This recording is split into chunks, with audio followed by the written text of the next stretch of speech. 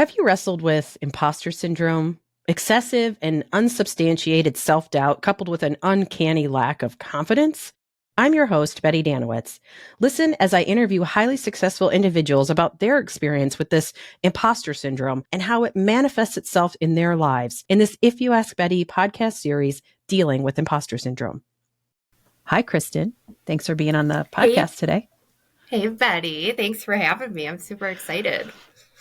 So, Very Kristin, excited. Tell us about you. Oh, boy. Okay. Well, I actually live in Milwaukee, Wisconsin, born and raised. I lived in Texas for a little bit, and then I lived in Chicago a little bit, which is where I met Betty. I've been in learning and development since about 2010. And like most people, I was reading this article on LinkedIn today, and it was talking about how a lot of people just kind of fell into L&D. And I kind of started laughing because I say that all the time. I literally just accidentally fell into it. And so now I'm an instructional design manager. I live with my now fiance, which actually, thanks to you, have a lot. Yeah, thanks to you. Because for people who don't know, Betty, literally, when I first met my fiance, you told me if I didn't text him, because I was trying to play hard to get. And she said, if you don't text him, I will. And I knew that she would. So I had no choice. And here we are engaged. And back in Milwaukee, he has a daughter, Maya, who's soon to be my stepdaughter. She's 7. And then we have 2 dogs, Nemo and Shelby. Yeah. You're welcome, and by then the in way. my free...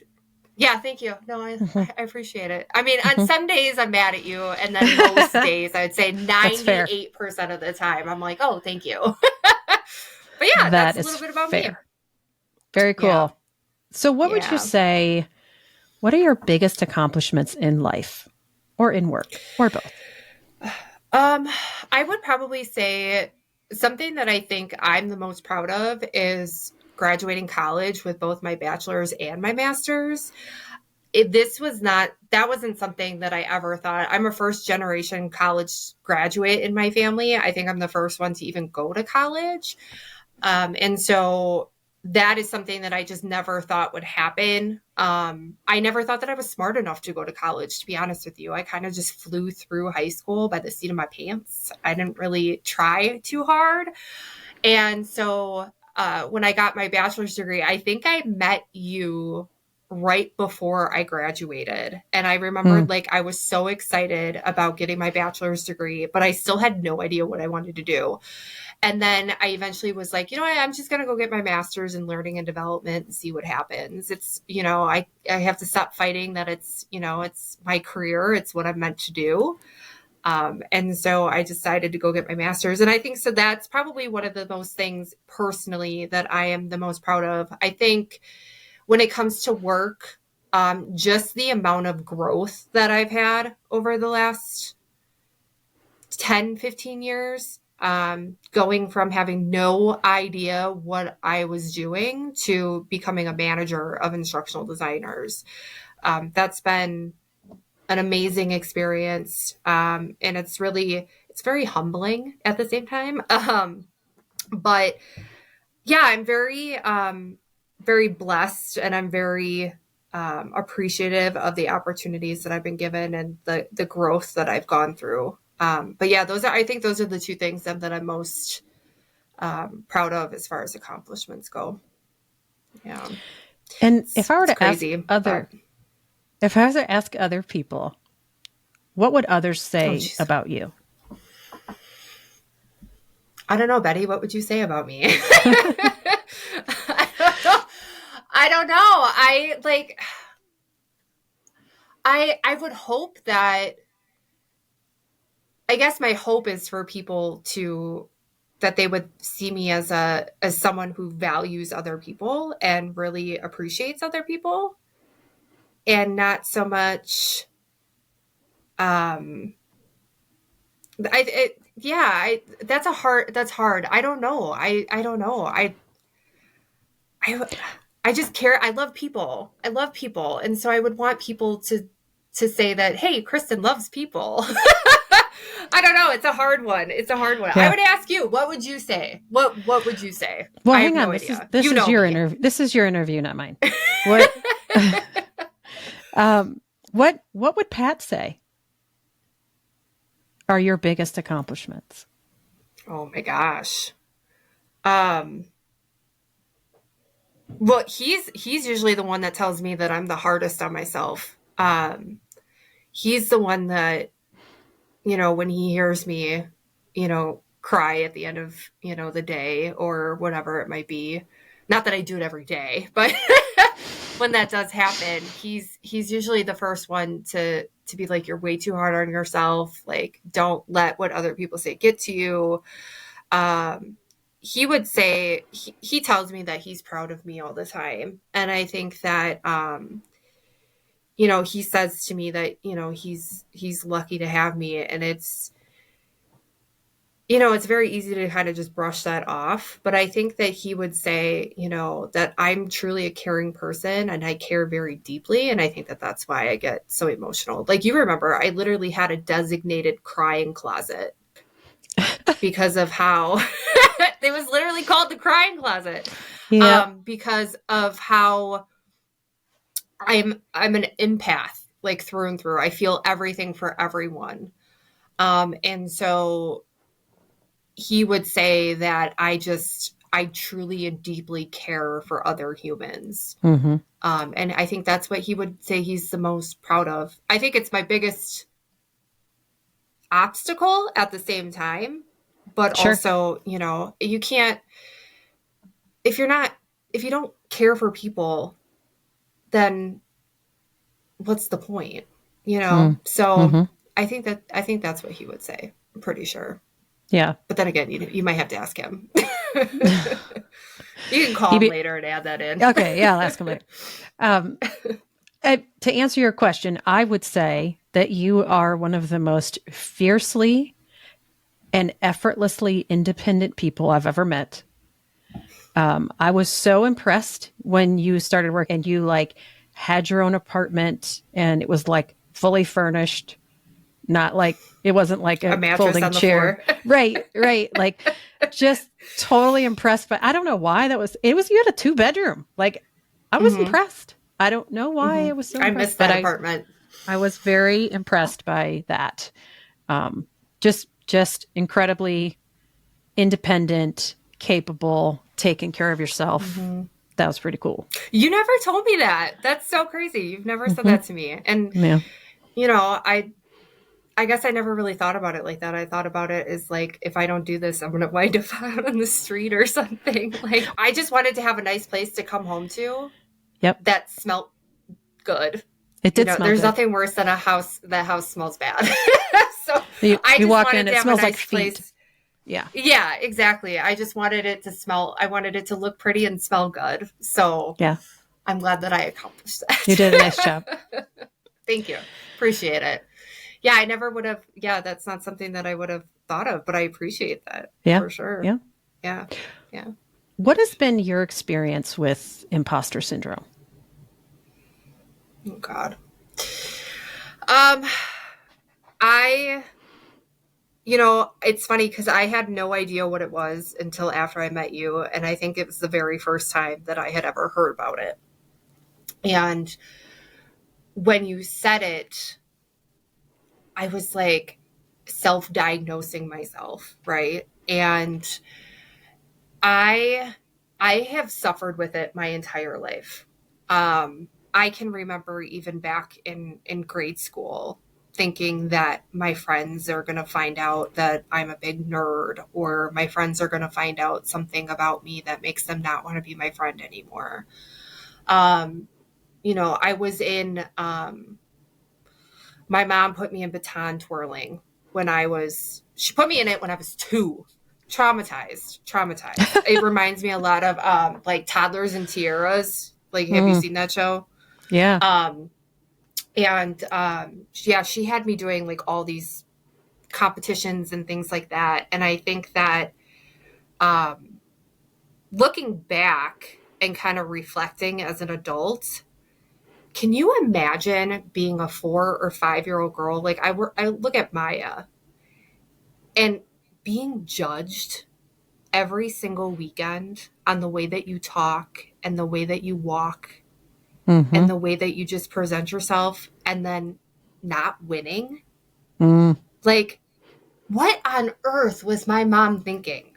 Like, and I just, I think that is really where it stems from. I think that just being judged constantly and then sometimes not being enough, which happened more often than not. Like, I wasn't winning we had competitions every weekend. And I didn't win every single time. And so those times, like, even though I did win a couple times, it was outweighed by all the times that I didn't. And constantly coming in second or third place, it caused me to think about, am I good enough? Am I doing it right? Like, all these other people are better at it than me. And so then, I think that kind of just trickled into the rest of my life. Like, anytime I did any sports, anytime that I was in school, I would always think somebody's better at it than I am, or I'm not good enough. And then people are going to find out, like, oh, Kristin's actually kind of an idiot. She doesn't know, algebra. Or when I was on the dance team in high school, oh, Kristin isn't actually that great of a dancer. Like, they're going to find out that, whatever. I mean, you can see me dance and, like, I don't know why I thought that they would find out that I wasn't that good of a dancer. Like, it's not something that's, like, internal. Like, they can see it, but I was always thinking that they're gonna figure it out, that I suck and I'm gonna get kicked off the team. Yeah. And so I think, again, it's been something that I've struggled with my entire life. And until, I met you and you kind of brought it to the surface, I never realized what it was. And I think that now as an adult, I probably it's much less now, because I will say that the leaders that I work for are so fantastic, and they really make it a point to let me know that, hey, I'm not going to fire you today. Like, you're good. But did they say that? Did they say, Kristin, we're not going to fire you today? There are sometimes, yeah. Like, I'll go into a call and they're like, you're not getting fired. I'm like, okay, cool. But it's That's amazing. It has been, yeah. And it's to have leaders that support you and to know that about you is huge. And I also think too that, I've had our senior director and my director, so my boss and then my boss's boss, I have them whenever they, like, put, like, a random call on my calendar. I don't know who else gets anxiety about that, but, like, when your senior director puts a random calendar invite, he knows to IM me and say nothing bad. Yeah. Or everything's great. Like, everything's fine. Like, because I literally get this anxiety, like, oh, this is it. They realize that I'm not great at my job. This is where they figure it out that Kristin sucks. And so in the past, I have literally gone to bed every night thinking that I was going to get fired tomorrow. Over the last 2 years, it has gotten better because of the leaders that I work for have been so supportive and really understand that about me, and know that I need that reassurance. But also, I become more aware of it, and I know that, I'm not on a performance improvement plan, so you got to be doing something right. And so I've kind of learned to remember and remind myself that until I hear the word PIP or performance improvement plan, I'm okay. I'm okay. Yeah. And you're never going to hear that word, by the way, just so you know. It's not coming. I hope not. But yeah, it's not coming. Even to this day, like, when I have challenges as a manager, I'm a new manager, I've managed before, but not to this level of, we work with some really skilled and talented individuals, and our expectation in the learning and development industry is so much higher than anything that I've ever experienced in my life. And so when I'm managing these people that I feel are smarter than me, that they're better at their job than I am, it kind of is very, I look at it like, what am I doing? Like, why am I here? Like, who thought that I could be their manager? And those thoughts kind of creep in and take over. And it's hard to get out of it. But, you know, you recently came and did a session for my team. And first of all, the amount of love and just excitement around that session, like, was amazing. But it Cool. also helped me realize ways to kind of cope with it. But it's still, it's a struggle. I mean, the struggle is real. Like, you It know, is. we would go, I remember, Betty, like when we worked together, we would constantly send each other memes of like that dumpster fire and be like, it's fine. Everything's fine. We're fine. Everything's fine. Um, everything's fine. It's Yeah. fine. Or Ross, like, I'm fine. Yeah. That's how I I don't know why it's feel. coming out Like, so squeaky, but I'm I don't fine. know. I'm fine. But like, that's how it kind of feels a lot of the time. It's just like, I'm just constantly on a high pitch saying, I'm fine. Like, but on the inside, it's like, what am I doing? What on earth am I doing? And it can Yeah. be scary. It can be scary for So sure. when you're having these moments of imposter syndrome or episodes, whatever you want to call it, like how does it manifest itself? You've talked a little bit about this already, but like for some people it's perfectionism or overachieving, self-sabotage, you know, curled up on the bed in the fetal position, crying in the closet. Like what do you experience? Like what happens when you're having like a moment of imposter syndrome? Um, to be honest, I get a lot of physical reactions. I get sick to my stomach. I think that I'm just going to vomit everywhere. Migraines. Mm. And then there's also the emotional aspect. And so one thing that I noticed, it was really funny because this happened just a couple weeks ago that I realized this, that when I think that everything is going too well, everything's too smooth, it's too perfect, I'm constantly waiting for that shoe to drop, right? Mm-hmm. I'm constantly Mm-hmm. waiting for something bad to happen. Like, I know it's coming, right? Because nothing's Yeah. perfect. Nothing's gonna, um, and then I'm waiting and I'm waiting and I'm waiting. And my anxiety is getting higher and higher and higher to the point where I'm like, all right, I'm just going to take the shoe off and throw it because I can't deal with waiting anymore. So I literally take the shoe off and I drop it myself. And the way that I do that is I start sabotaging my relationships with people, like work, at home. So like if there's somebody that I'm intimidated by, I will find something with them that irks me, that triggers me, and I Mm-hmm. just nosedive right into that. I look at things that I've done wrong at work and I start nitpicking them. Like, Betty, let's talk about my instructional design skills when I first started. I look I back mean, at the I first wasn't going job. to bring it up, but you know, that's Oh, fine. You can bring it up. oh my God. Like, but then for anybody listening, you got it was bad. It was bad. And It so, was a beginning. It was a beginning. oh my gosh. And so I, to this day, whenever I'm feeling like I'm not good enough or I have no idea what I'm doing, I will go back to that work and look at it. And then I catch up and I'm like, what are you doing? Like, look at something that you recently created and think about how great that is. Why are you going back to something you literally created 6 years ago? 6 years ago.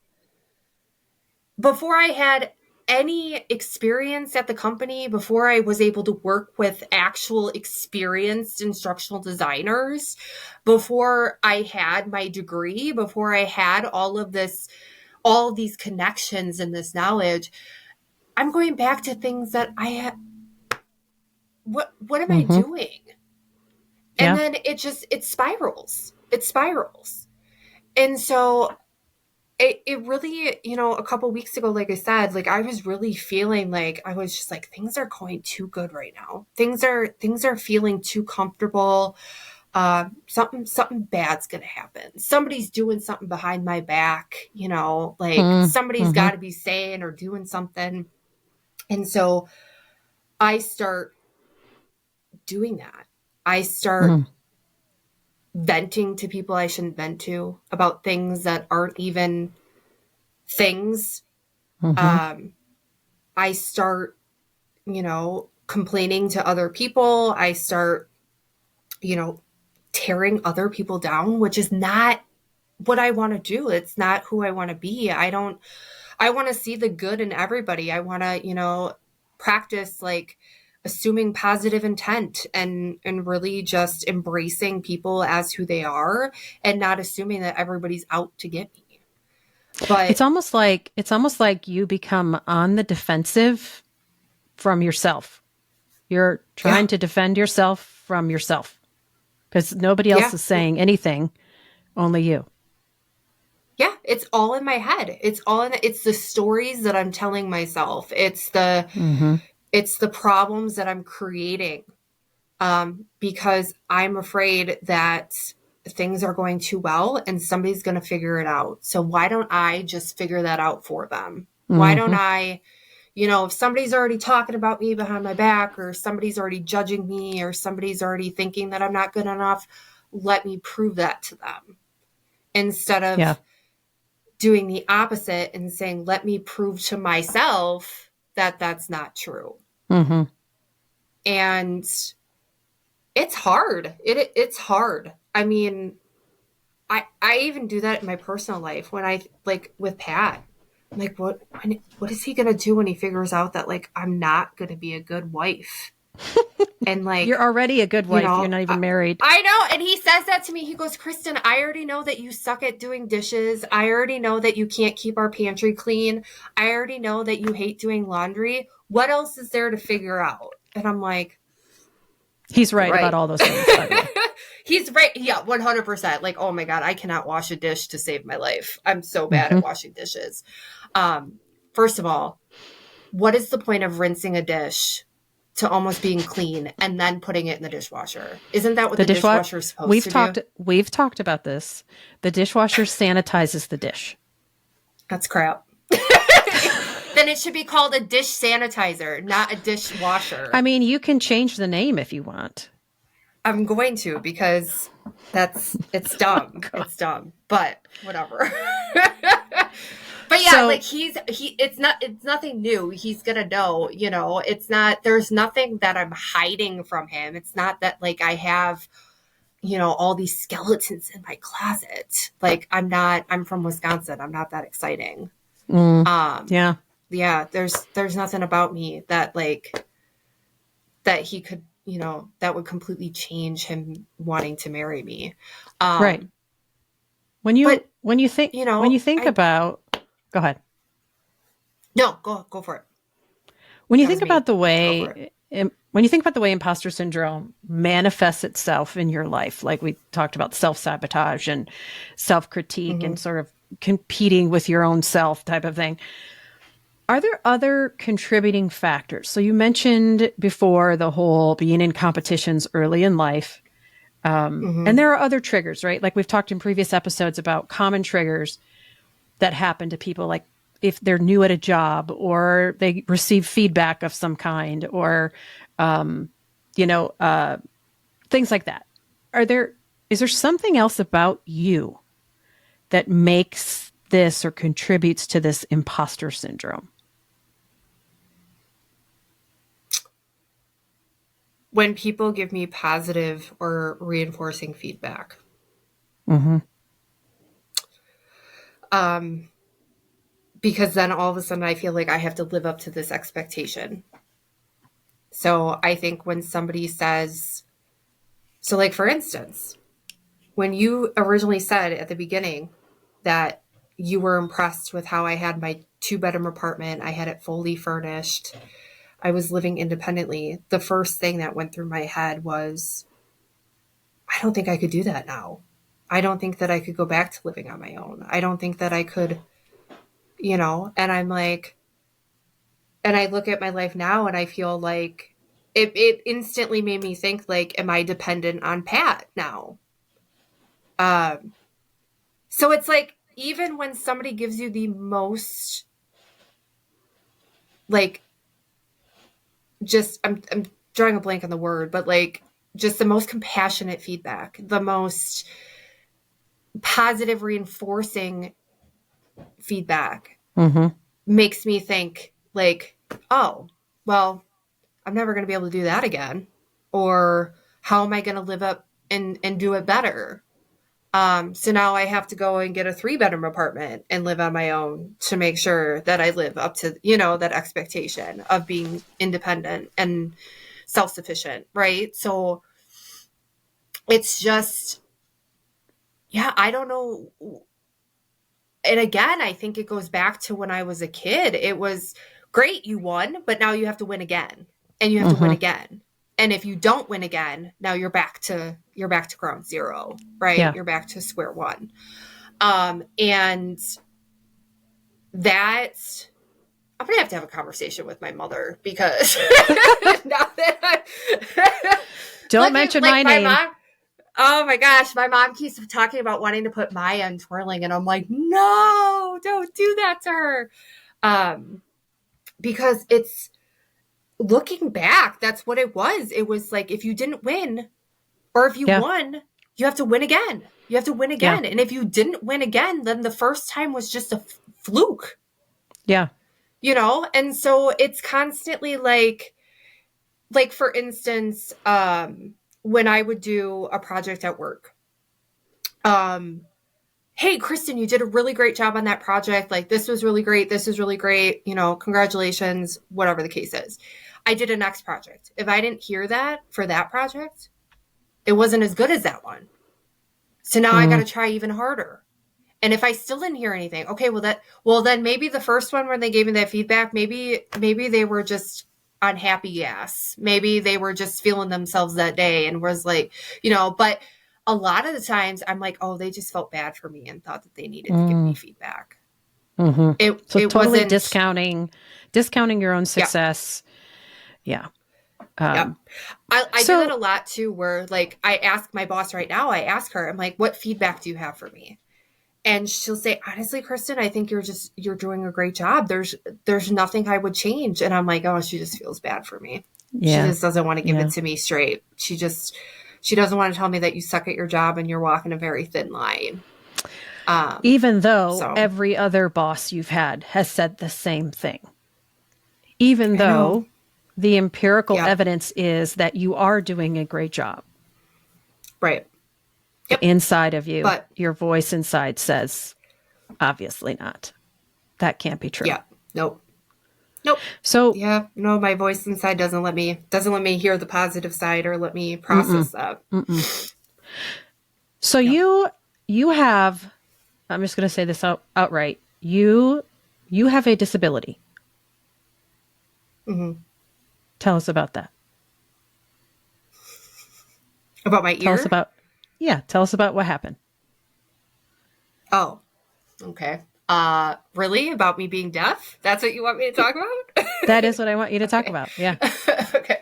See, it's so hard for me because it's like I've lived with it for so long that I don't realize that it's a disability. But when I was 6, they found a tumor that was resting. It was resting on my brain, ate away a part of my skull, ate away my entire ear canal. And I lost all of my hearing in my left ear. It also impacted my eyesight. So I'm also deaf in one ear and I'm legally blind. I do have contacts glasses. I can see. I'm not like, I don't see myself as somebody that needs, I see people, you know, whether they're hard of hearing or it doesn't register to me. It doesn't feel like, you know, I'm so used to it. That's why yeah, that's why when I said you have a disability, you looked at me, you were like, I do? Yeah. I'm like, yeah. But the reason okay. the reason I ask is because I want to know, and maybe the answer is no, but does that impact your level of confidence? Does it trigger? Oh, it has to. Imposter syndrome at all?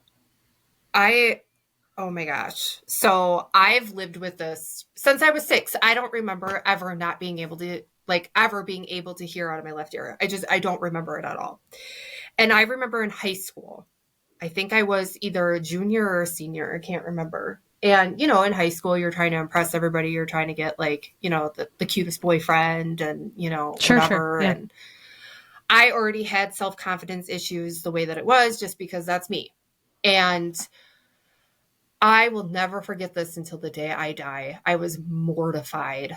My father thought that my bad grades were because that I couldn't hear. And so he went to my guidance counselor and said, hey, Kristin's deaf in her left ear.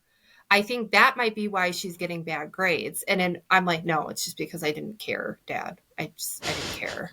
Let's be real. But no, there had to be something that his daughter didn't get good grades. So earlier in the day, I went to school one day and one of my teachers came up to me. They're like, hey, I'm going to move you to the front of the room. I'm like, okay, what did I do? And they're like, nothing. Okay. Go to my next class. I don't think anything happened. I go to my math class and we had an older math teacher. His name was Mr. Nappy. He's passed now, but amazing person. Comes up to me. We're in study time, where we're practicing our math equations and whatever. And he comes up to me and he knocks on my desk really loud. And I looked up. Oh, Shelby's barking now. I look up and he goes, can you hear me? And I'm like, what? And I'm like, yeah. Petrified. Oh. And I will never forget it. And he was like, your dad called and said you were deaf. And he's yelling at me. And Mr. Nappy. Oh my God. And I ever since then, kids were laughing, and high schoolers are mean. They're super mean. Oh. And so I felt like I had this permanent sign on me that says, I'm deaf, please yell. Because then after that, it just felt like everybody was yelling at me. And so yeah, I'm sure. And then there were times too, I remember 6th grade, it was yesterday. We were reading in class and my teacher was very soft-spoken. And I thought she had called my name to start reading. And so I started reading and everybody started laughing. And I was like, what? And they were like, she said Anthony. Oh. And so then they started making fun of me because I thought I was a boy. And I'm boy. like, but that's not what happened. That's not at all what happened. But it was, again, I didn't wear a sandwich board that says I'm deaf, please yell. Yes. And back then, the hearing aid that I needed wasn't invented yet. And so, and then God forbid, oh my God, if I was 12 years old and had to wear a hearing aid, talk about mortified. Mm-hmm.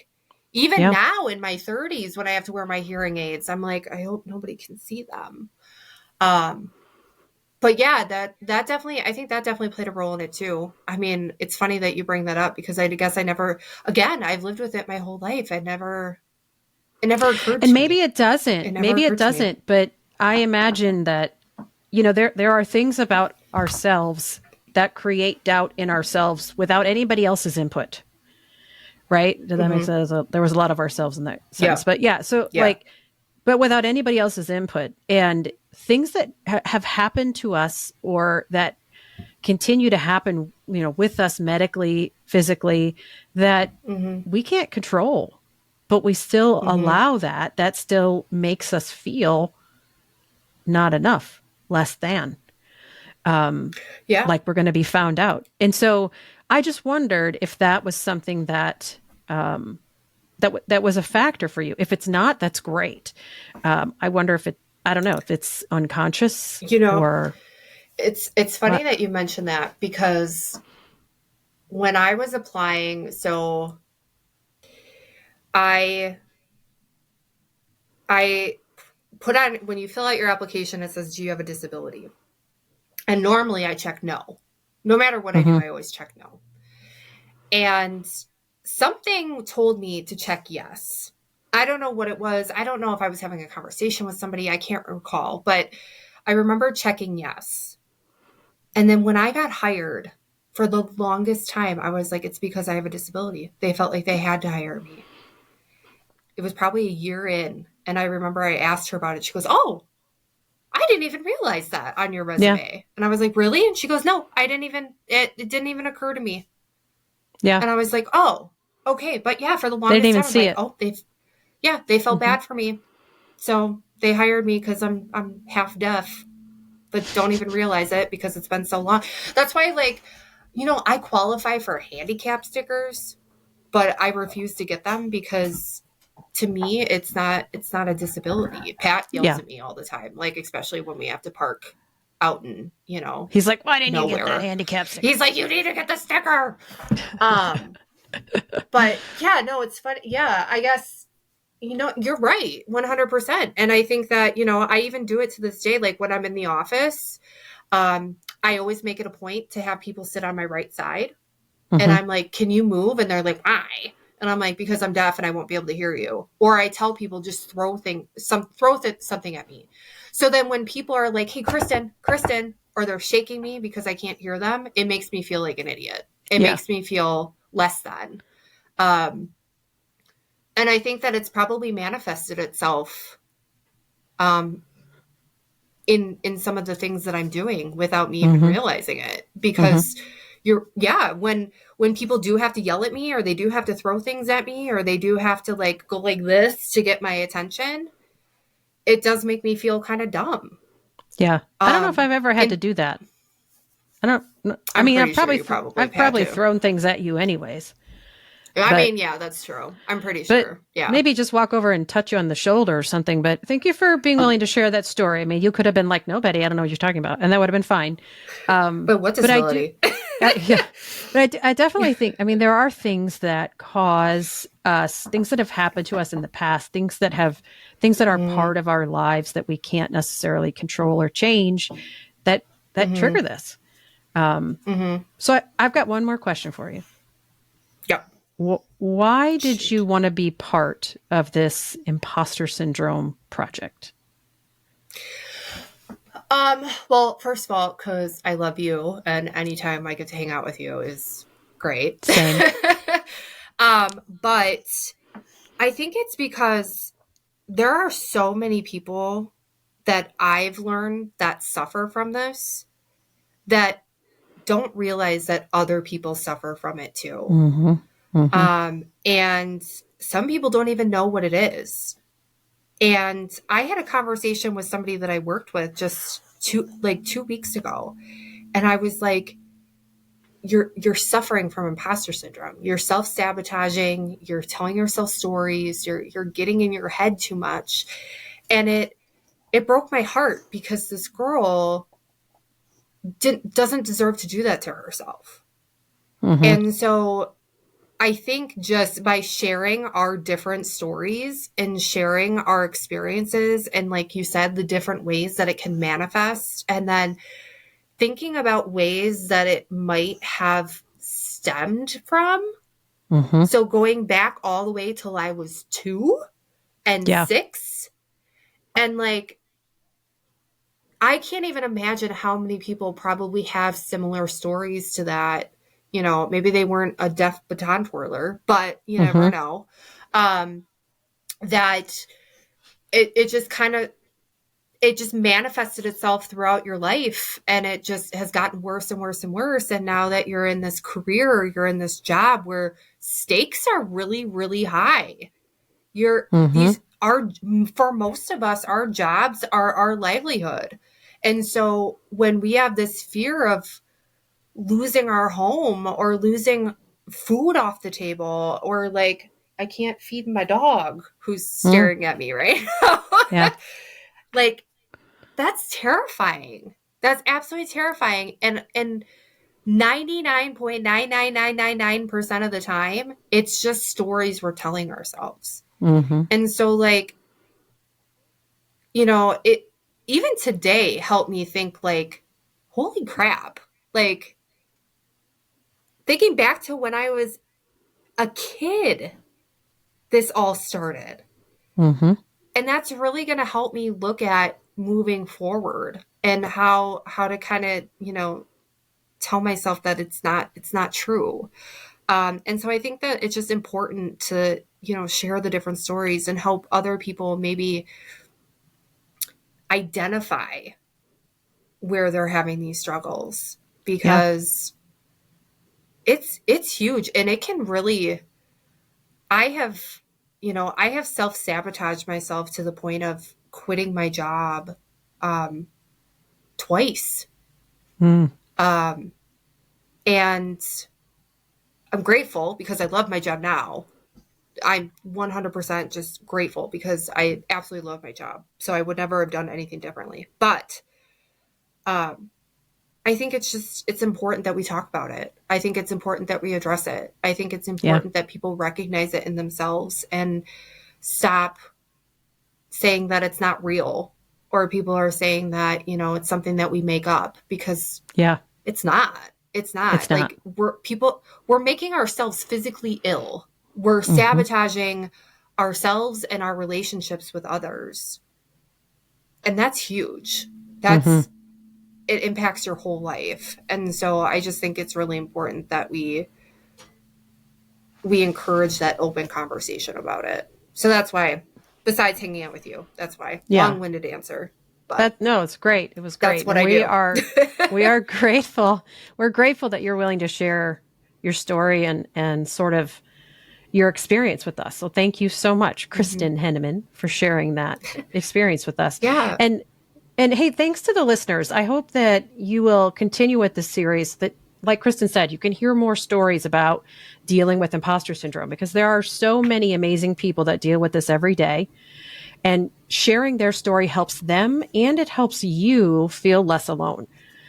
Be sure to follow If You Ask Betty on LinkedIn and YouTube for more episodes and more resources about imposter syndrome. Oh, and tell your friends about it. Hit that share button so that they also know that they're not alone.